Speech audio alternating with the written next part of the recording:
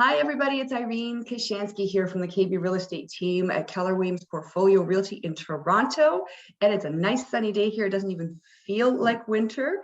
So we're all smiling. I'm thrilled that there are so many of you here. I was chatting with a couple of folks before we started the recording, and I said this kind of started as a little class for our market center. And through chatting with some of you online and the script practice calls and James Shaw 8 a.m. pivot shift calls, it became obvious that this was a bit of a hot topic, which is why we decided to open it up to everyone. And I definitely would love you guys to participate. If you're watching the recording here and you have any questions for me, you can look me up on Facebook. I don't think there's another Irene Kashansky. And my email is irenek@kw.com. It's really simple. Maybe Andy can pop it into the chat. I'm happy to share this with you. I'm honestly very honored that there's so many of you here. I'm floored by the amount of interest. I guess it just goes to show that back to basics works, and the things that used to work 20, 30, 40, maybe even 50 years ago in real estate still do. And in spite of our technological revolution and all of the online platforms that we have, you guys still want to know about door knocking. So I'm going to share my experiences with you. I want to talk about the myths and the realities of door knocking, kind of touch on who, what, when, where, why. And that's going to be probably the smallest piece for me. I really hope that we can get some engagement with you guys. Hear from you, hear your successes, hear your things that you learned from, and really just use your desire to get better as the impetus for what we talk about here. So just before I start, would love to hear from some of you sort of what you're hoping to get out of this class. You can either just turn off or unmute yourself, or put up your digital hand, whichever you prefer, because I'd love to hear why you're here with us. I'll start. So, yes, I was doing door knocking a long time ago, and I started back when I did my first bolt in 2014, and I just want to have, if I can find new tricks with you. Okay, thank you, Marie-France. Venus? So I would like to know a little bit more of what kind of value I can bring to the people I'm door knocking to that would actually interest them in trying to contact me if we don't touch base then and there, but really more of value I can bring to them. That's great. That's a great question, because that's what we definitely want to focus on. Donna Gilbert. So much for the opportunity and for doing this class. So I know that you have had a great level of success and that you're legendary in this particular tool. So I want to hear I want to hear some of the details of what you do, how you do it. Learn from the master. All right. Thanks, Donna. Maddie? So thank you for doing this. I have door knocked before, and I even got a listing. But in the last 2 years, I haven't. So I feel like I need to be dusted to get back into it. So, and I always love what you say. So thank you. Thank you. Thanks, Maddie. Thanks, appreciate that. Asher? Yeah, I started in real estate 6 months ago, and I've been door knocking basically from day one. Trying to do it an hour and a half or so a day. Did not door knock from late December to the end of February because of the pandemic, but I started back at it a week ago. I would like to hear what you are doing or what other people are doing. And it's very rejection intensive. So it's not for the faint of heart. Most people are civil in Toronto, 97%. Most people are civil, but I'd like to take what you're going to teach and apply it to what I'm doing so that I can do it even better. Because I really believe that most realtors will not door knock. I think most realtors think door knocking is beneath them, and I don't. So Great, you're in the right place. Hina? Hi, Irene. You've been my role model since day one because I've been watching you on Pivot Shift and I've heard so many good things about you. I'm into real estate just since November, and I have always been door knocking. In fact, I door knocked earlier as an investor, and then I started door knocking as a realtor. So I must say that hadn't I done the door knocking, I wouldn't have got a lead for 12 townhomes. So that was something, yeah. So we are in the process of building them, and then in the process of selling them. So it's a That's whole new amazing. project. It's a whole new construction. And I really want to learn from you because you're so smooth. You're so good at it. I want to learn the skills from you, how to do it, because that's the thing that is one of my strengths, and I want to make it better by being with you. Oh, thank you so much. I appreciate that. Derek? Thank you. Yeah, I just want to learn from you and some of the strategies because I door knock in my neighborhood. Sometimes I feel though I do it. Sometimes you can tell where I'm just checking a box and trying to get through the neighborhood. And then, you know, sometimes you end up talking to more Ring doorbells and Vivint doorbells, and just to get a different take on it and some value that I can provide, you know, different avenues and different approaches. Plus they see me walking around the neighborhood, but I just want to learn from the best. Oh, thank you. Well, you know what? The doing it with meaning and purpose rather than just hitting the doors, that's actually one of the points that I want to cover. So thanks for asking. Janelle. Hey, Irene. Thank you so much. I love door knocking, and that's how I helped grow my database when I first started in 2016. But I want to hear the scripts that you use, your system, like how frequently are you knocking the same neighborhood? Because I have gotten away from the consistency of door knocking, even though I like it and I know it brings results. I haven't done it every week. So I want to see what your system's like. Great. Thank you. Seth? So I'm brand new and I'm just trying to absorb as much information as I can.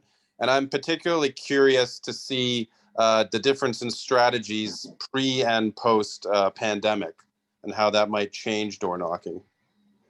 And another topic that the gentleman before brought up, which is kind of got me thinking, is Ring doorbells and how does that change, you know, through a screen rather than in person? Yeah, sign of the times for sure. Yeah. Millie? Hi, my name is Millie. I'm from Miami.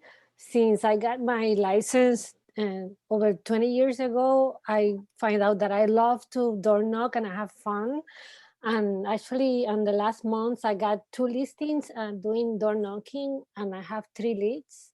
So I wanted to learn, and I really like it. I realize that the people need to talk to people. They are appreciated so much. Thank you for coming.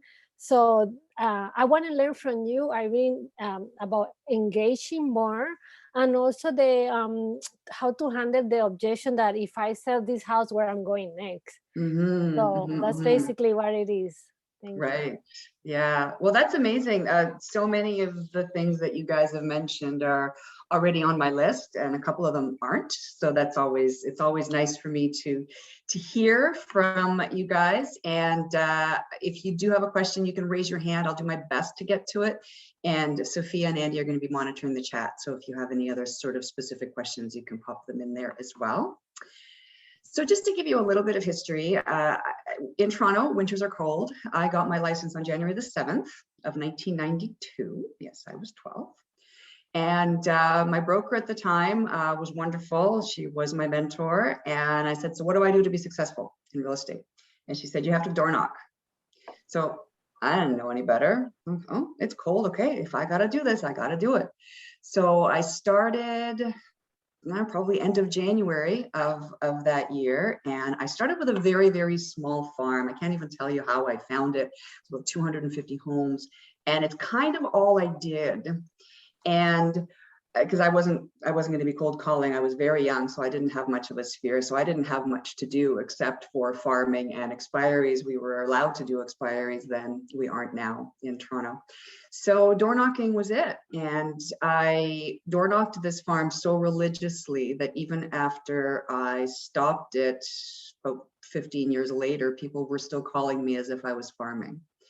And people that hadn't called me in a while said, you were door knocking in winter in Toronto. And I said, if I ever sold, I would be calling you because you were such a hard worker. And that's one of the things that the people that appreciate hard work will always appreciate it. Asher mentioned, you know, most people are civil at the door. Most people are very nice. Some people aren't, but it wouldn't matter how you found them, whether it was door knocking, calling, talking to them at a party, being introduced to them. If people aren't nice, they're not going to be nice anywhere.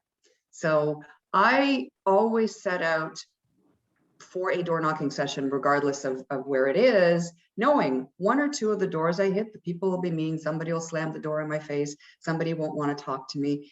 And all I do is next. And that's all you do is next. So there's this balance between, you know, obviously real estate being a contact sport and you have to talk to as many people as possible, with what Derek mentioned about just going through the motions.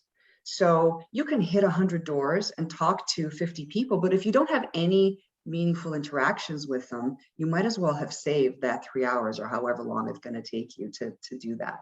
So what I've learned, and of course, when I started, I didn't know anything. I was knocking on doors and trying to find somebody who wanted to do business. Over the last 3 decades, knowing what I know and having gone through what I have, and of course, learning from so many of you on our calls, you know, I like to teach, but I'm always learning. And I bet you that after this hour is done, I'm going to learn something from some of you that I did not know before. And that's the beauty of this. And Seth, that's the amazing part about being in the Keller Williams culture, is we always share and we are always looking to improve and to get better, whether it's for ourselves or for our clients or with our colleagues too. So a couple of sort of over the years benefits, I guess, that have come out of door knocking for a long time. It really does build confidence with you in speaking to people. You might be very shy or reserved initially, but the more you do it, the easier it gets. Really, I know that sometimes people don't believe me when I say that. The interesting thing is, whenever I have either a new agent shadowing me or even an agent that's been around for a while but just wanted to get better at door knocking, inevitably after the 5th, 6th, 10th door, they just turn to me and say, is that it? And, you know, the reality is, yeah, it's really not hard. You just have to pretend you're confident, even if you're not, and be interested in people. Strike up conversations. You know, I think, Seth, you asked what's different pre-pandemic and post-pandemic. Nothing. In fact, I think it's easier now post-pandemic because, I'm not sure, I think it was Millie that mentioned it, people are starved for contact. They want just to speak to anybody. They also want to have some meaningful relationships. That's one of the things that has really come out of COVID, is the need for personal connection. And us in real estate, we're quite lucky because we've had, at least in the places that were you know, we were deemed essential, we had the ability to keep working and keep talking to people. You need to remember that a lot of people didn't have that luxury, and they were very isolated and a lot of them lonely. Of course, that brings with it other challenges when you're talking to them at the door, but it's that meaningful connection and meaningful relationship that people are looking for. If you are door knocking in a farm or you're building a farm, it really gives you the ability to connect with neighbors and be part of the community. And, you know, hard work, people appreciate hard work. So when they see you working and trying, even if you're not doing it perfectly, you have a greater likelihood of earning their business in the future. And then you got to like actually care. You can't pretend to care. People will see through it. So again, what's come out of the pandemic is the people, the agents and all of the industries that have shown care for their community and their people have not just survived, but actually thrived. And, you know, ultimately, when you do this consistently, and Neil, you know, I know what you mean about creating a consistent schedule. Now, of course, it comes down to time blocking and honoring your schedule and making sure that you stick to the plan, but it's the consistency. I heard it once just now, and I hear it regularly. Oh, I tried door knocking and it didn't work. It's not an event, it's a process. If you are going to make door knocking a pillar of your business, you have to do it consistently. And at the very end of this session, I'll talk to you about follow-up, because the likelihood of you coming to somebody's door and they say, you know what, I was thinking about selling, why don't we talk? You find a person like that, it's manna from heaven. I probably in my whole career maybe have heard that half a dozen times, if that. Because if somebody's already thinking about moving, they're not going to talk to you at their door and say, oh yeah, hey, come list my house. It's all the follow-up and the consistent, you have to be consistent, not just being at the door, but it's the consistency of follow-up. So when somebody says to me, I tried door knocking, it didn't work for me, either they didn't do it long enough or they were expecting to get that instant result when they were there. And sorry guys, it just doesn't happen, you know, and there is no secret to this. You need to be consistent, you need to be knowledgeable and caring, and then you need to follow up. I mean, that's really what it boils down to. Millie, did you want to say something, or is your hand still up from before? Oh, no, but I want to say something else. And Perfect. it's about the process to, I mean, what my goal is to put these people in a smart plan. And the way to get their email address and the telephone number in different venues, I've been able to get it, but some people are a little bit skeptical. I don't know if you have any tips for that. I do. I so do, and that, we'll cover it in the follow-up section. yes, sure. yes. Yeah, for Okay, sure. let me lower my- Perfect. So I did want to address some of the myths, why people don't door knock, why you're not doing it. I think the most common thing that I do hear is that, you know, you're scared, you don't know what to say, you might be waiting for your marketing to work, or you're just spending too much time on actually creating marketing pieces. So, you know, you want to be prospecting based, marketing enhanced, but you really have to be focused on prospecting. So if door knocking is going to be one of the things that you do for prospecting, do marketing at a different time, focus on your referrals, and then make sure that if you're going to be door knocking, you put it in your calendar and you do it regularly. Now, as far as the realities of door knocking, I think I heard it at the beginning, it really does differentiate you from your competition, because very few people door knock, very few agents door knock, and even fewer do it consistently. So you might see somebody at your door once, but do you ever see them more than once? Right? Actually, I'm going to take a little poll here. So anybody that lives in a house, if you live in a condo, obviously you're not going to have people at your door. Has anybody had the same person come to their door more than once? No one has come to my door. Asher has. Zero. No. Yep. Never, ever, ever, ever. I even had a great realtor at the door. And I played with them a little bit, but not for long. But you know, we live in a fairly upscale neighborhood. The average price here is about 1.5 million. You know, again, we're blessed in Toronto, but that's for a very modest home. Why isn't everybody just knocking on the doors? They're sending out flyers. On any given day, I get anywhere from 6 to 8 to 10 flyers. That's marketing.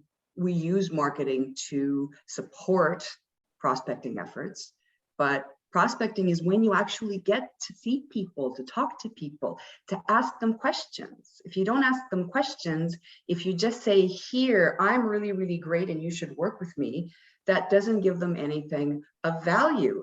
Venus asked, you know, what do I do to make myself valuable? And that was such a great question, because if you're not valuable, you're just like everybody else. And if you're just like everybody else, you're going to get the results that everybody. Make sense? I'm guessing that makes sense. Yes. Yes.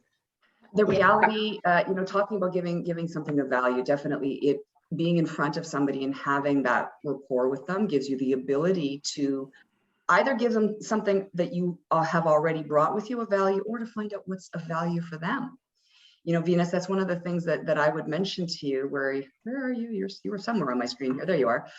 Do you have a farm area? I do. I just started a new one, but I don't think it's really small right now. It's only 171 houses. That is small. That's definitely small. Do you have the ability, once you master that farm, do you have the ability to expand it a little bit? Yes. Yeah. Yeah. And I kind of ventured into the neighborhood next and the neighborhood next to that. So it may have gone up 100 and something, but yeah. And it's funny because I'm from this area. So I've met some people who are like, oh, you went to school with my son or my daughter. And I was like, because I have something for you on that for sure. And that's actually, that's the next point that I wanted to mention is in conjunction with the farming program, it really strengthens your recognition, whether it's from, years past or the consistency of being at somebody's door. Another reality is door knocking can be done by anybody. Look, I'm a 30-year veteran. I'm still doing it. Of course, I would like, my goal now is to teach my team to door knock so that they can take over. I can't door knock for the rest of my life. Or if you're brand new, you do not have to have anything special, any experience. You can be anybody and you can actually get out to door knock, and you can be successful with it if you do it right. And ultimately, really, it really is easy. Trust me. What is a good farm amount of farmhouses? So somebody I know is doing 3,800 is the farm. Mm-hmm. And they go twice a week. And I'm like, 3,800, my gosh, that's amazing. But is that normal or typical? That's a funny number because that happens to be the number in our farm. I think we're at 3,700. Wow. Now, I'll be honest with you. My goal is to hit every door twice a year. That's my goal. I have never done it yet. We've been farming this neighborhood for 11 years. It's a lot. It's a lot. In fact, last fall, we started doing team yard bag drops. I think some of you on the Pivot Shift Facebook group have seen my leaf bags, our leaf bags. They're branded with the PV Real Estate team. And up until last fall, I always delivered them personally and actually waited to speak to somebody.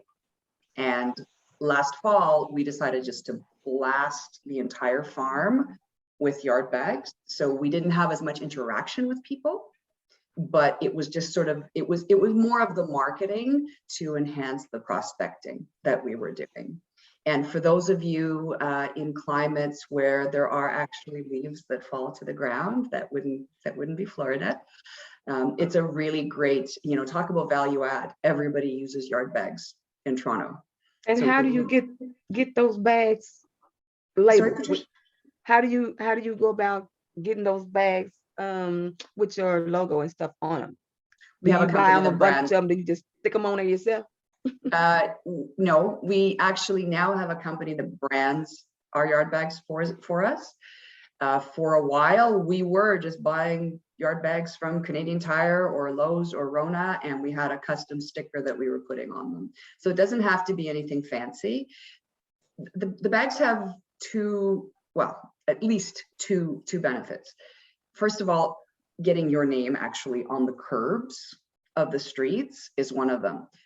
The other, and I would say even more beneficial piece is when I'm at the door and giving people these yard bags, the communication that I get, that is the benefit.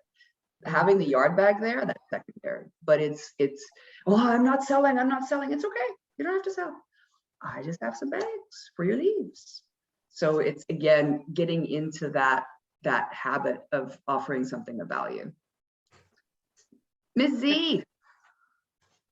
Thank you. Hey, Irene, thank you so much for having us and for this class. Natalia. The thing is, I don't think anyone say that. I want to tap into luxury. So of course you luxury queen, and how I can do door knocking. I just moved to a new KW office, which I'm mainly luxury in Michigan. And so yeah, I want to tap into that, and hopefully door knocking will be the essential, or at least the first initial for them to see my face and get into that. Yeah, and it's a good question, Z. I think there's certainly a lot more fear around door knocking in the high-end neighborhoods, which means there's fewer people doing it, and it leaves a lot more of the business for you. I'm going on an appointment on Monday for a listing that's going to be at least $5 million, if not 6. And it was actually a street that was close to a lower priced home that we sold a couple of years ago. And I just went, huh, house is over there. This nice street is over here. I'm going. And, you know, referencing the point that we started with, people that live in the larger homes, the larger pricier homes, tend to be more of the ones that worked to get there. And they will appreciate you working. You're working hard for their business. Not everybody will. If it's a gated community and you can't get past the gate, well, that's something that you can't get past. But if it's a house that you can walk up to, sorry, I lost you. There you are. If it's a house that you can walk up to and actually speak to somebody there, there's nothing to be afraid of. I would though, and we haven't quite gotten to this, but I think it's good timing for it. I would never just go to a door and say, hi, do you want to sell your house? I always go with a purpose. We have a listing in the area. We have had a sale in the area, especially one with multiple offers. We have a real buyer, not a made up buyer. We have a real buyer who's looking for either that type of home or to be on that street. So you need that authenticity, you need to be genuine. When we started the farm and we didn't have anything, I would just say, hi, I'm Irene. My team and I are new to the neighborhood. We want to meet all the neighbors. We want to find out what's going on, what you like, what you don't like, and just engage in a conversation. Yeah. Thank you. Do you have any business around, is it a specific pocket of higher end homes, or you just want to target high end homes? Target high-end homes, because the office that I'm at is surrounded a high-end community. We are the #1 luxury, the office, #1 luxury office in Michigan. So that's why I really moved there, because I want to get into luxury. And of course, the name along KW domain, everyone know luxury, they know it. Are you able to leverage a higher ed listing from one of your colleagues in the office to start with? Yeah, I can definitely do that. So I can just simply say, oh, the office sold this property in the area. Multiple Yeah, and I wouldn't even say the office, I would say we. We, yeah, of course, yeah.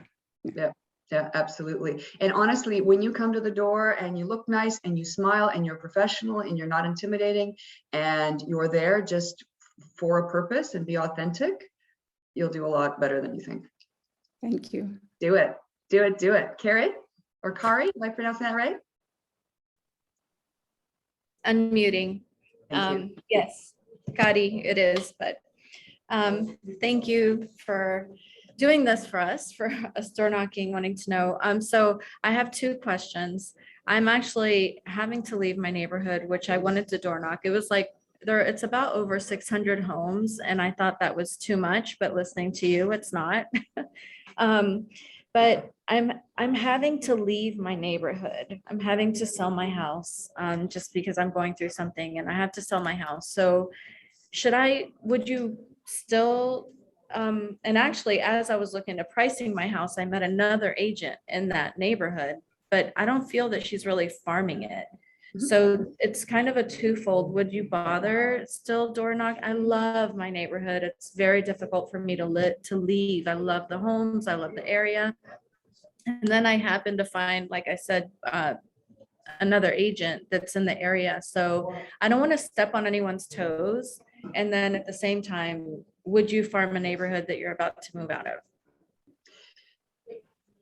The answer to the second question is yes, absolutely, especially if you love it. And the answer to the first question is there's a difference between mind share and market share.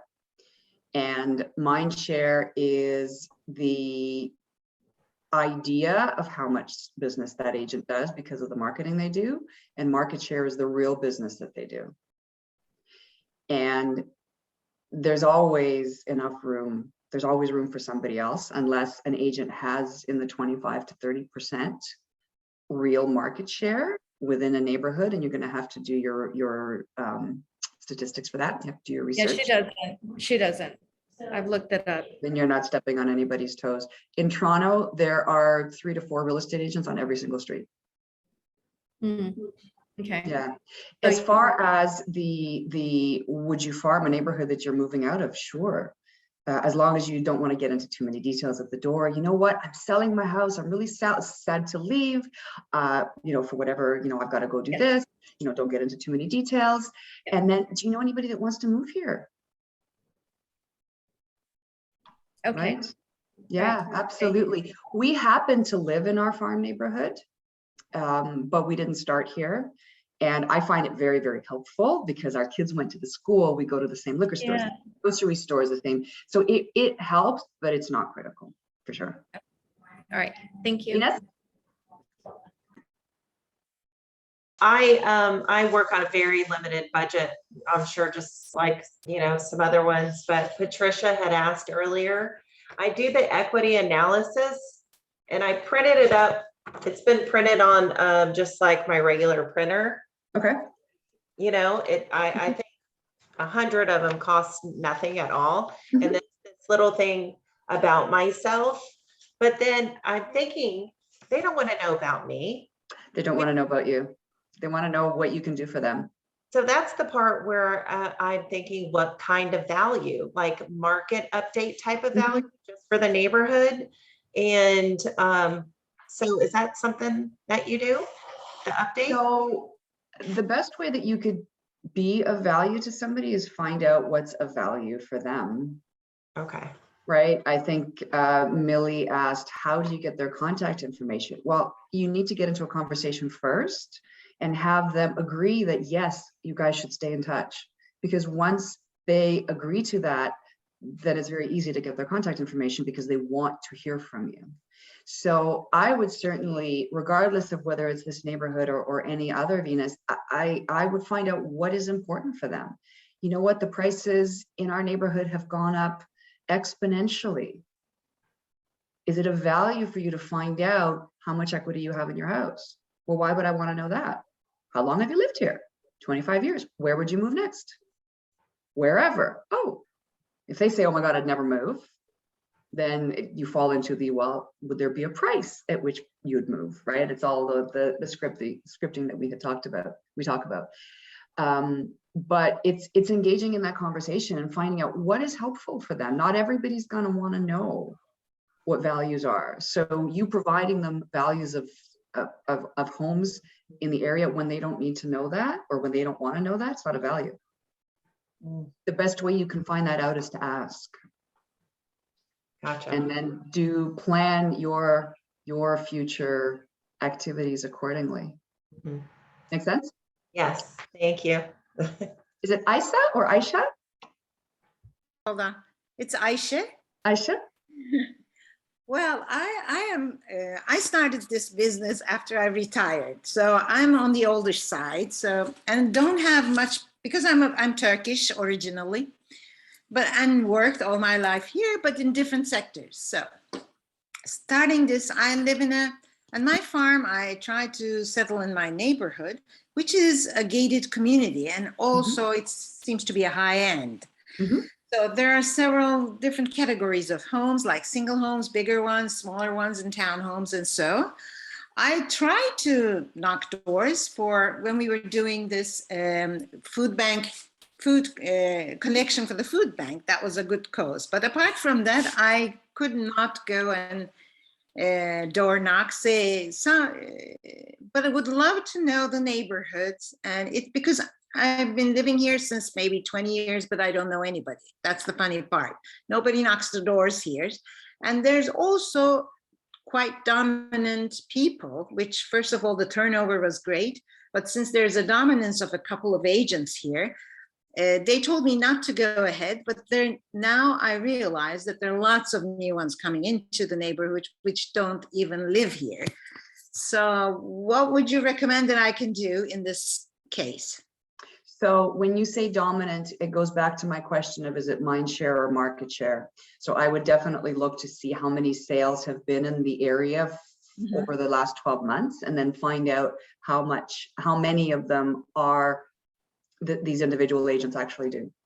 Okay. And if either one of them has more than, if there's two of them, if either one has more than 15% market share, you may want to go somewhere else. But anything less than that, the floor is open.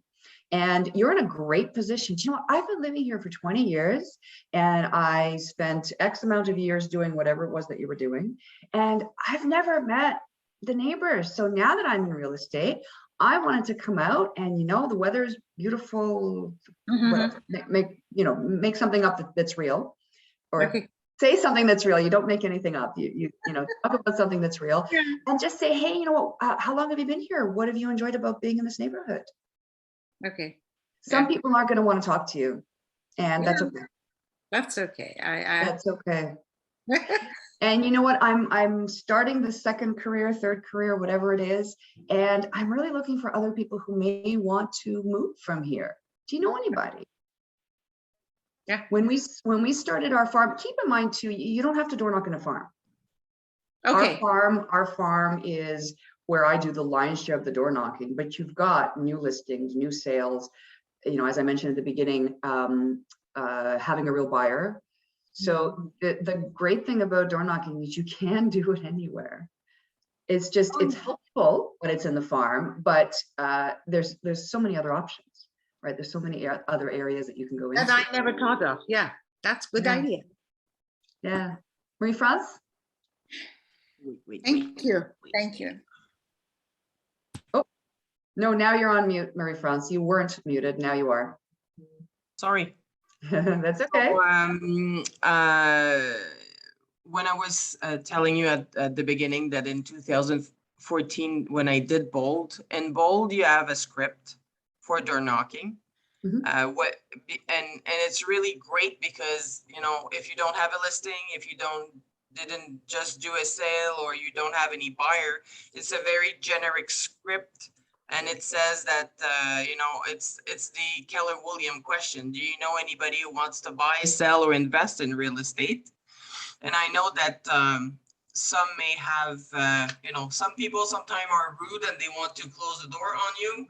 And because they almost understand that you're a realtor.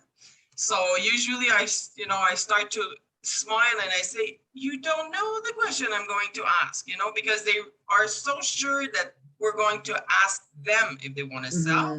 So then I'm just turning around and I just want to know if you know anybody in the area, neighbors, or because, and it engage a conversation. And in the Bold script, one of the question is why have you moved in the area? Because if you're a new agent in the area, then you'll have the reason why they moved. Is it school? Is it right, you're looking for the, yeah. Is it a lot of things? So it gives you more information about the area. And usually one of the question is, if you had to move, where would you go? You know, so then you may have a nicer conversation to have a phone number or an email for the. Yeah, I would. I don't know that I'd say at the door if you had to move, because I did it and it works. It works. Listen, people say, when do you go door knocking? Well, whenever you're going to do it, right?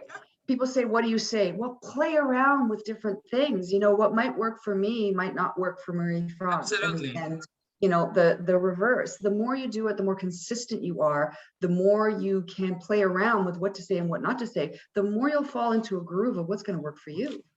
right? And that's the important thing, is be interested in the people, because the more interested you are, the more interesting you will seem. Ask more questions, speak less, ask more, because the person who asks the questions is the one that controls the conversation. And as you said at I had first, a, as you said at first, you know, a few people usually are telling me, you seems to be a hard worker.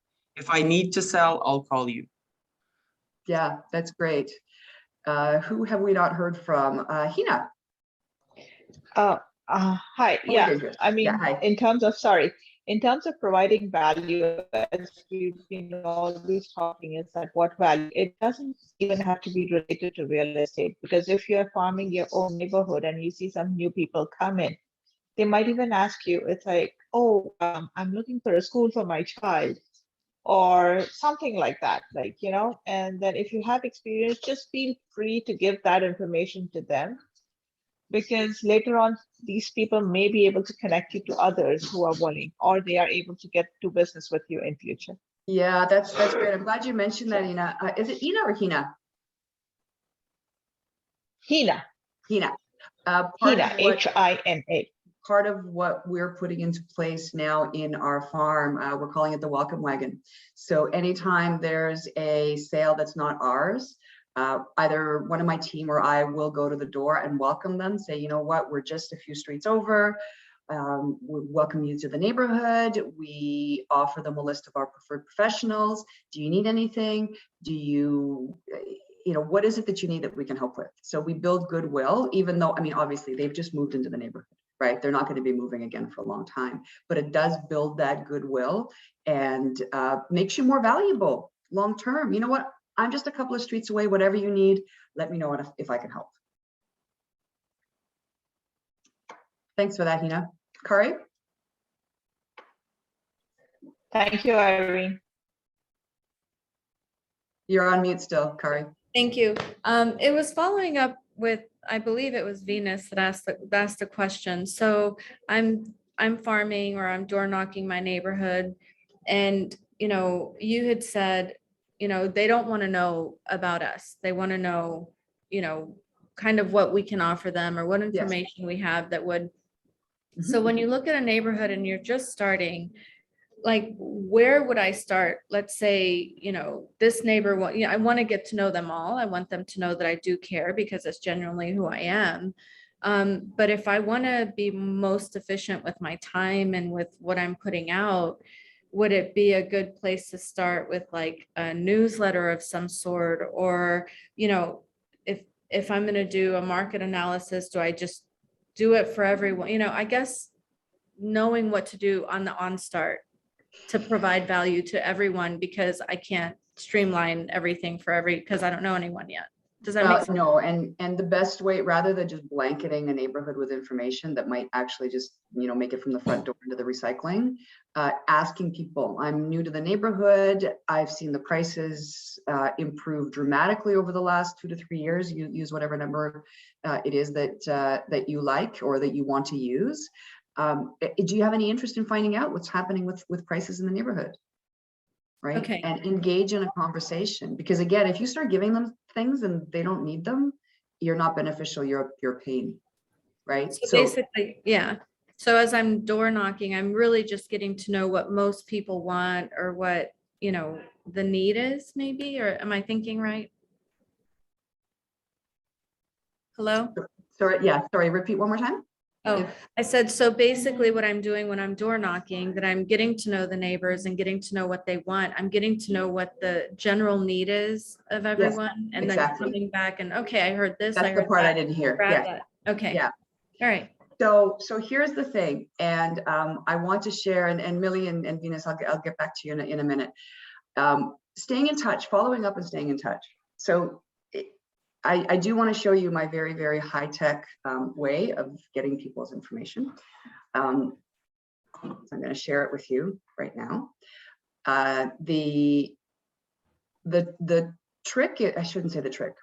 Your biggest challenge is engaging in a meaningful conversation so that they want to continue a conversation with you in the future.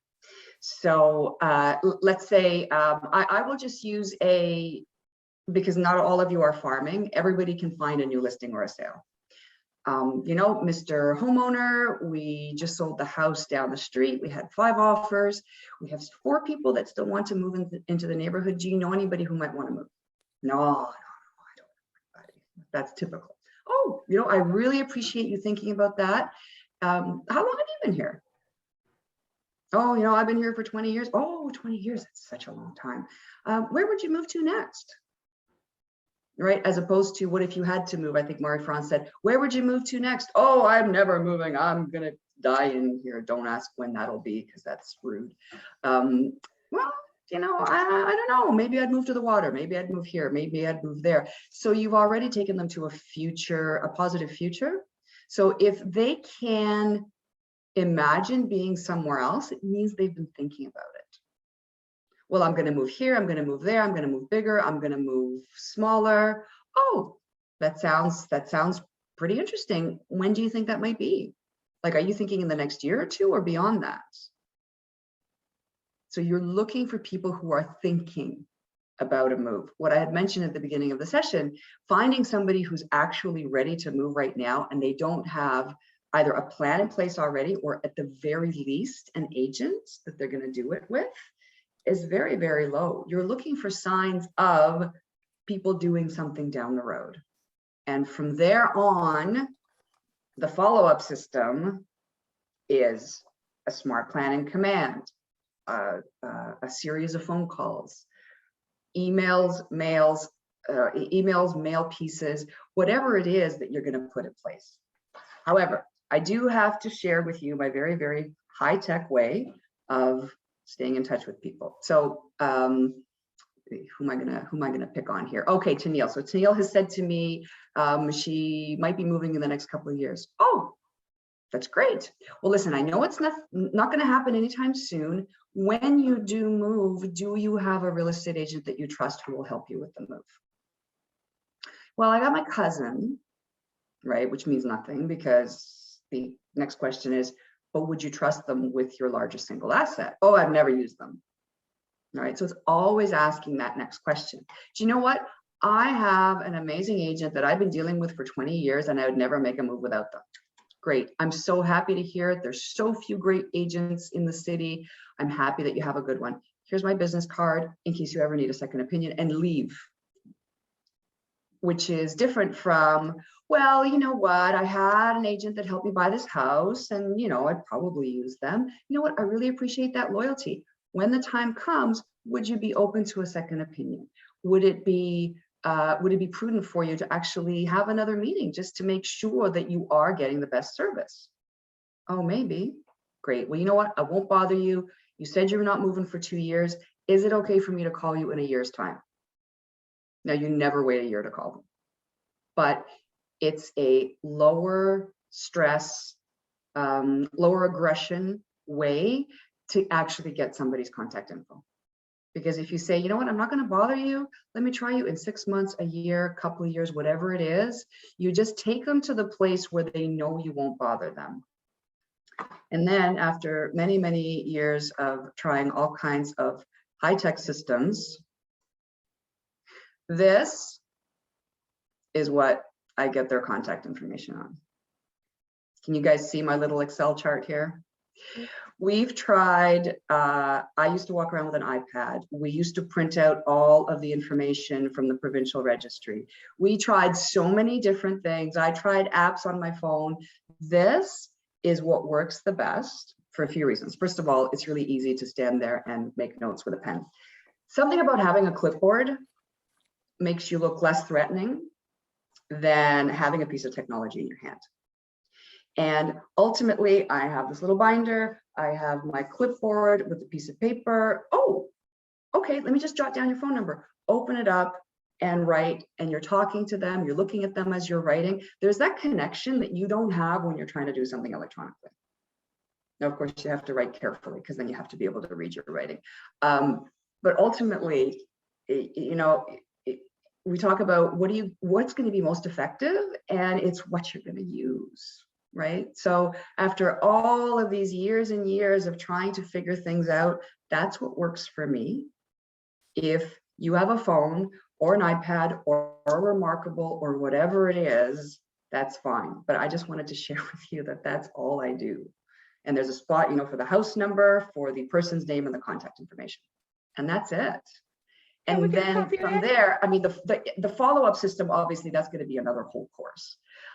But the follow-up is critical, because you're not just looking for somebody at that moment, you're looking to build that relationship. And that's where your smart plan, your touch program, your events, your emails, your phone calls, that's when they start. And that's what's going to be critical for you in getting through the door when they're actually ready. I can't tell you the number of times I've been in an appointment and I've asked, you know, thank you for having me here. Thank you for giving us the listing, whatever it is. What was it that had you deciding to work with us? I was just, you were relentless. I shouldn't say relentless. That's not a very positive word. Although they've sometimes said that lovingly. You know what? I mean that in the best possible way. But it's the pleasant persistence. Hey, Tennille, you know what? I know you said you weren't moving for a year and it's only been 6 months, but you know, people's lives change, and has anything changed? Do you think you might want to move sooner? Sandra, you know what? I know that you said that you weren't going to be moving until the kids were out of school, and it's just February. I know kids aren't done until June, but has anything changed? Because the last thing you want to do is wait until they told you they were going to be moving, and 3 months before then you see their house come up. You're not going to know if something's changed with their plans unless you're in touch with them. Might be the reverse sometimes. Oh, you know what? I was going to retire, but I can't imagine myself not working. So it's not going to be this year. It's probably going to be another couple of years, right? Then you don't want to call them every week because that would be annoying. You have to, Cody Gibson has this great phrase, and he said, I want to match my communication to your level of motivation. If you're in a hurry, boom, boom, boom, let's stay in touch. If you're not in a hurry, I'm not going to call you and bother you, because that's going to do the reverse. That's actually going to have them not want to reach out to you because they don't want you to bother them. Sandra, did you have a question? Yes, just a really practical question. So with COVID and your door knocking, are you Yes. masking at the door, or are people okay with you not being masked? So let's be clear, I was not door knocking during lockdowns. I just wasn't. I didn't, it wasn't worth it. So during COVID, but not in lockdown, and for those of you not in Ontario, we had the strictest restrictions, I think, in North America, if not the world. We were locked down, I don't even know, 2-3 times for 4 or 5 months at a time. It was brutal. So during those times, I did not go out. I went out when restrictions were lifted, and it seemed that people were, or might be a little bit more receptive. I was always masked. I was out yesterday. I was masked yesterday. For those of you not in Ontario, we are still under mask. Oh my God, we haven't lifted our mask restrictions yet. I think you know what I'm trying to say. Mask mandate, yeah. Thank you, thank you. My goodness, my brain wasn't working. You're welcome, Margot. Thanks for joining us. But yeah, I was even in the end of last year, I was doing our welcome to the neighborhood card. Oh, that's something I haven't mentioned, and a few of you have seen this. So it's very difficult when you have a buyer sale to leverage that in the future. So, you know, we have a listing that's sold, it's really easy to promote it. When we have a buyer sale, can't really do the same thing. Although I've started to knock on doors around our buyer sales to say we competed with 5 other offers for that property. There's a lot of demand for the neighborhood, and then run into the same script, because it doesn't really matter. You sold the house. We would just get a regular dollar store welcome home card, and pre-COVID, I would just put it on a clipboard, give it to them, ask them to sign up for the new neighbors. Really nice touch. In COVID, people are less inclined to touch things, to have any of that contact. So what I was doing, I was masked and gloved. I had a bag of fresh pens and gloves. And I put the welcome to the neighborhood card open on a clipboard, so nobody had to touch anything. And I would ask the neighbors if they wanted to sign the card as a welcome for our clients. And if they said yes, I would give them the clipboard. They would take it, they would take a pen, they would sign it. I'd get them to put the pen into a different part of the bag, and I would leave. I was getting a lot of cards signed. And for those of you that haven't done this, it's such a great thing to do for your buyers. They so appreciate it. Of course, it gets you out to meet the neighbors too. But for your buyers, it's such a nice touch. And they actually, they're just floored that you would do something like that for them. Venus. So this is a silly question, but what is appropriate to wear when you go door knocking? It's not a silly question. That's actually a very good question. Not too casual and not too dressy. So do you think like workout pants? Because I wear just the black workout pants, nice t-shirt, no jeans, no tennis shoes. So here's the thing. I'm in Toronto. I would never do that, right? Okay. You and your market, I don't know if it's different. If that is socially acceptable workwear, then yes. Personally, I wouldn't. Okay. So I don't go like in a suit and tie and heels. Well, I can't wear heels anyway, but it's just business casual, just something that's professional. Mm-hmm. Betsy. Hi, I just wanted to reiterate what you were saying. They're kind of interviewing you when they see you door knocking, and they want to interview someone who is somewhat professional, because this is their biggest asset. So if you show up in jeans or cutoffs or even sneakers, they kind of think, I don't know about her. So I always try to dress semi-professional. I mean, it's hot down here in South Florida, but you can still wear skirts and tops, but you're fine with that. But to me, that's huge, to make sure you have a good presentation, because they could very well be interviewing you when you're knocking at their door.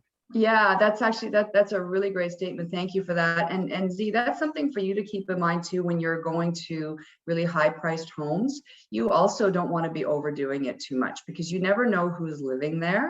And just because they have a very big expensive home doesn't mean they have extravagant tastes. So you also want to kind of, obviously be very professional and look good, but don't be over the top. Yeah.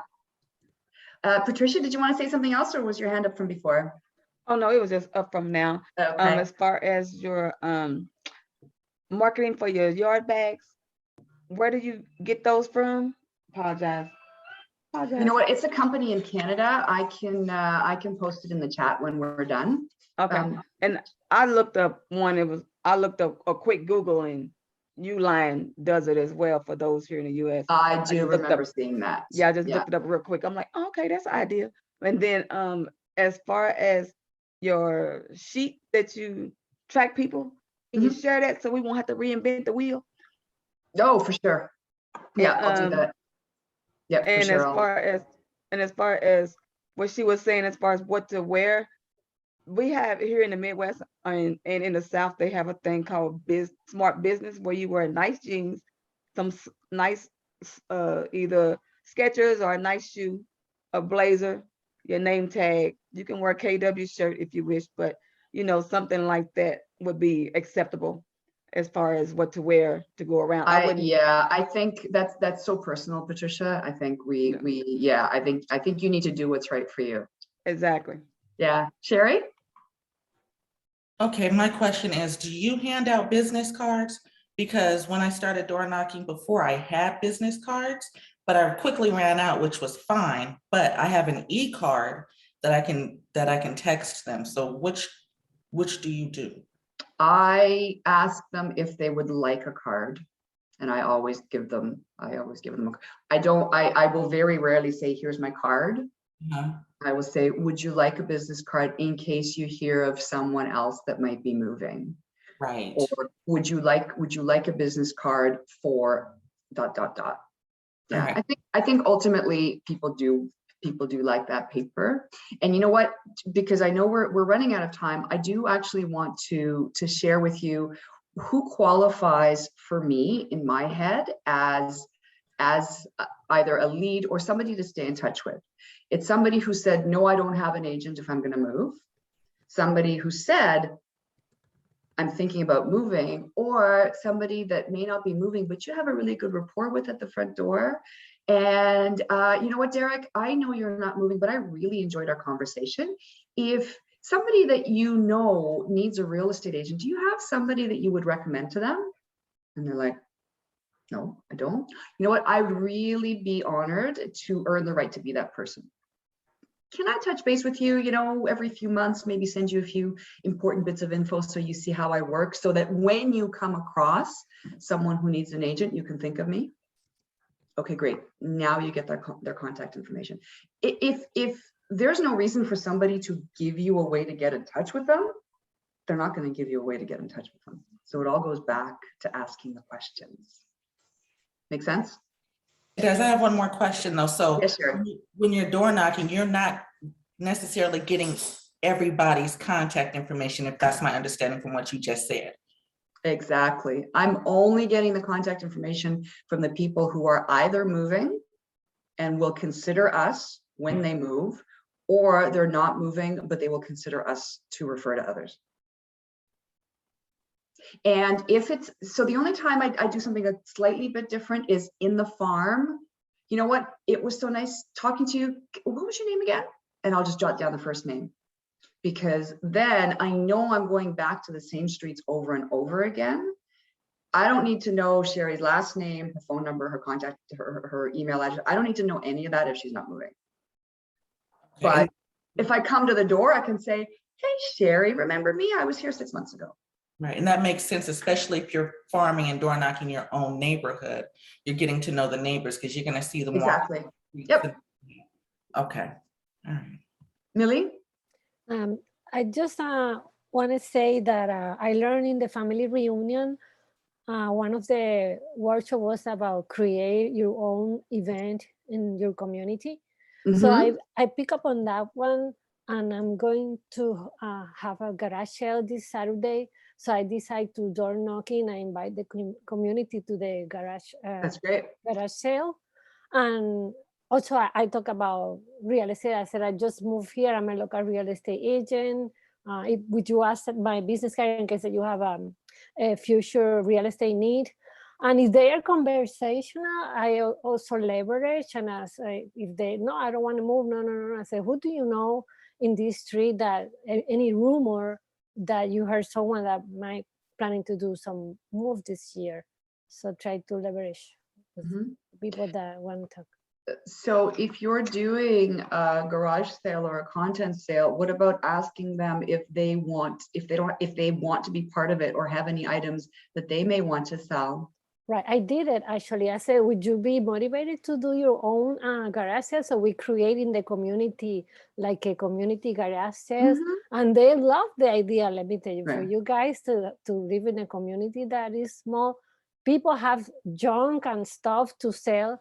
And I say, okay, let's motivate it. And next Saturday, let's do a community event. So I have 3 or 4 or 5 houses. That's great. That they're gonna open and do a garage sale. So it's fun. Yeah, that's terrific. Way to go, Frida. Thank you, Irene. Great information. Irene, sometimes the people, they don't open the door when we ring the bell. Do you leave any material or market update just in the door and leave, or you don't leave anything? It depends. If it's around a new listing or a new sale, yes, I will leave a flyer. If it's in the farm, typically I will be going with either yard bags or calendars or something else. It really depends on where you are, what you're doing, what your purpose there is. If we have a real buyer that's looking to move on the street, I have a personalized letter.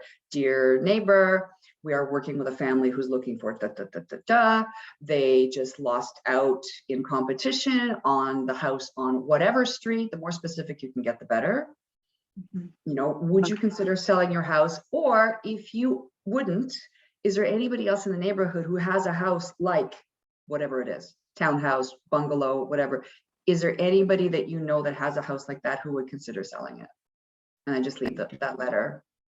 Yeah, it's nice for them to know that you were there, for sure. Yeah, thank you. I just leave the market update for all the doors. I don't know. for the area that I am marketing? If you're gonna do that, I would either write on it or put a post-it note, sorry, I missed you, and write, sorry, I missed you, Fariba. So they know you were there yourself. Oh, okay. Yep. Thank you. The more personal, the better. Thank you. Millie, is your hand still up or is it up again? Now you're on mute again. Remember to tell us when they say where I'm going next, if everything is expensive, if I sell this house, if you can give us some Oh, for yes. the handling objection. I have that all the time. Yeah, listen, most of us don't have an answer to that objection. It's not an objection, it's a condition. So, unless they have a specific plan, there's nothing I can tell you that will help you with that. We have the same issue here. So where would you want to go? Oh, I want to go here, I want to go there, but I've looked there, it's too expensive. The more questions you ask, the more you'll be able to find out if they've actually done the research to figure out if there's an option. And sometimes there's no option. Right. Thank you. Yeah. So, yeah. Sorry, who was that? Was somebody else asking? No? Well, guys, I have covered everything that I wanted to, and I really appreciate your input and your questions. It always gets me to think too. I'm very excited. It is currently 12 degrees Celsius in Toronto. The sun is shining. The ground is dry. There's no ice. There's no rain. I can't wait to get out there. I'm going to be door knocking around one of our new listings in about an hour. That's a $3 million listing. So it's exciting. It's exciting. I was out yesterday and the next door neighbor said, well, if I can find a bungalow, I'll move. Yeah. So, that's always nice. I had one 75, 80-year-old man. He was so cute. He said, I want to move, but my wife, she don't. So I gave him my card and I said, listen, we don't want to push the wife out, but if she wants to talk to me, you get her to give me a call. It was very cute. But you sound so nice and yet professional, and I'm sure, yeah, that makes a great impression. So that's important too. I mean, how you look, how you sound. Yeah. Keep in mind, the more you practice, the more it will roll off naturally from your tongue as well. And this is 30 years of this stuff. Right? Yeah. Like nobody's going to be good. I can't even tell you what I sounded like when I first started, right? 30 years ago. Yeah, but Linda, I think I've seen a few of your questions, but I'm sorry, the chat is moving so fast. What was your question? Earlier you had mentioned about the 15%. If somebody controls or has sold 15% of the market in an area, then you shouldn't go door knocking there. And I just wanted to know why that is. Is there like some formal thing that's known that you don't door knock if somebody controls that area, or? Yeah, not quite. And the 15% was answering the agent who said there were two, or answering the question, person who said there's two agents that are prevalent in the area. If you're starting a farm, or if you want to be known in a farm and one agent has somewhere in the 25 to 30% market share, then it will be too much of an uphill battle for you to break into that market. I'm not saying you shouldn't. I'm just saying if you found an area that wasn't as dominated, you would have a better chance of actually getting more business quickly. The reason I said 15% was, I said, about 15%, because if there are two agents, then that's going to add up to 30, and it's going to be too difficult for you to break in there. Does that make sense? It does. I just wanted to make sure there wasn't some unwritten rule that I didn't know about or something. No. Yeah. Okay. No. Thank you, Irene. You're welcome. You're welcome. Derek? Irene, when you're picking your farm or other areas, do you look to see what the turnover rate is, like 5% or 10%? What do you use as far as? I think it depends on where you are. Where is your market again? Houston. Houston? So I think for most Americans, the sort of rule of thumb is 8 to 10% turnover. For us in Toronto, if we have 3 to 4% turnover, that's good.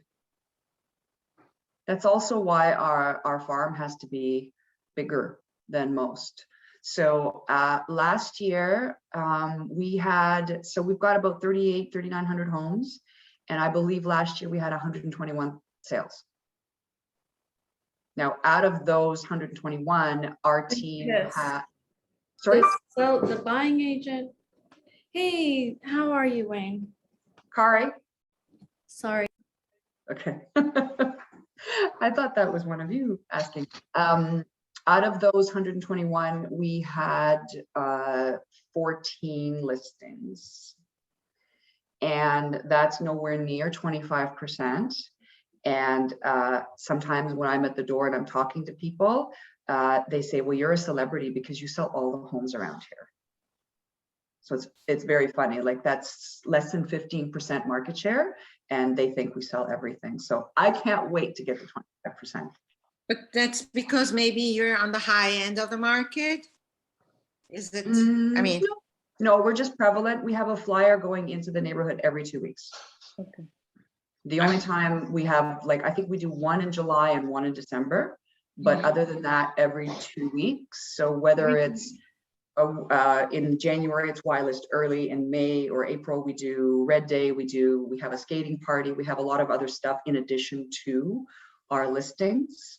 And last year, so it was 14 listings, and I think we were at 22 sales total. So if you took into account the referral spinoff and the people who sold in the farm and bought somewhere else, it was, I think, 21 or 22 listings. I don't know exactly, but it's worth it. Mind you, that's 11 years.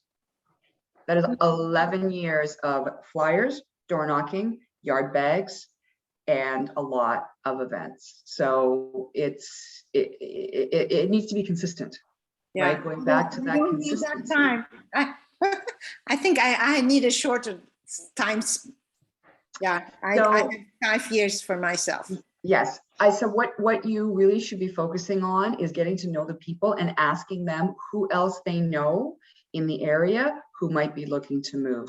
We got our first listing in 3 months of farming. We sent out 2 flyers and then I started to door knock.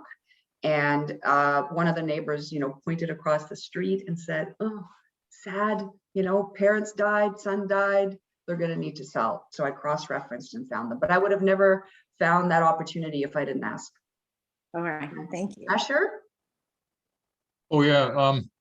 Just I wanted to mention, I don't know how, you're probably aware of this, Irene. I don't know how prevalent it is in the United States, but there is something here called the do not call list, which if you call people that are on the do not call list, you can be fined, or your brokerage can be fined. To my knowledge, there's no do not door knock list in Toronto.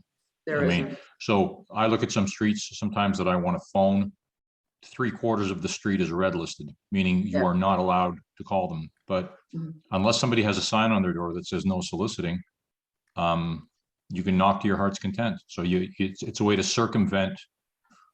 Again, I don't know if that's a problem in the States, but in Canada, I know the CRTC has fined individual brokerages and agents, so you have to abide by it.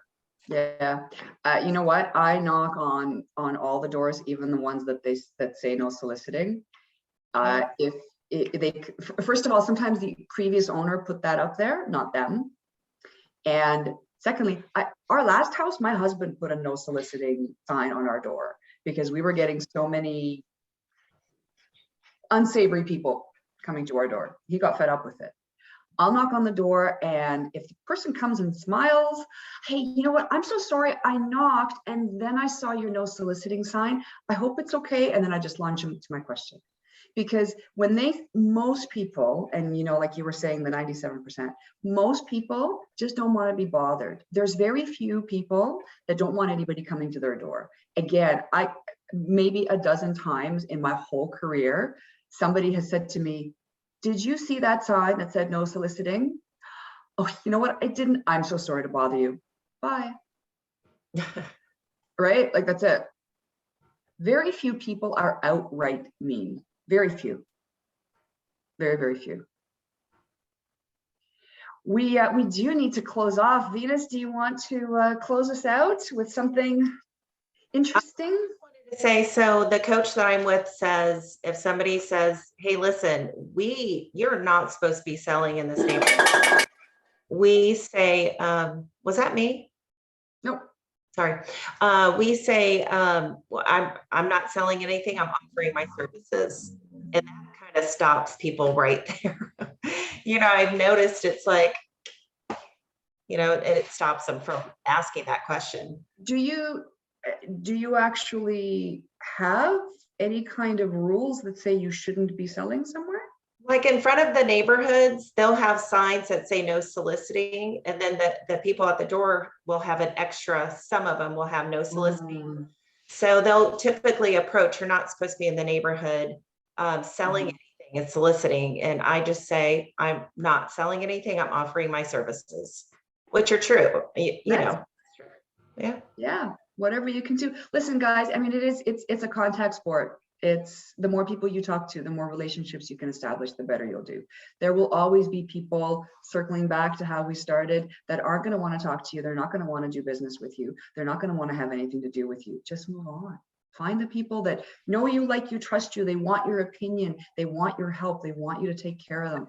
There's enough people out there like that right now. So thank you so much for not just being here, but hanging in with me for much more than an hour. For those of you that maybe jumped on late, I'm Irene Kashinsky from the KB team at Keller Williams Portfolio Realty in Toronto. I'm going to put my email into the chat again, or you can find me on Facebook. And I want you to go door knock and tell me how you did. Thank you Thanks, very much. everybody. Thank you. Thank you, Irene. Thank you. Thank you. Have a good one. Irene, thank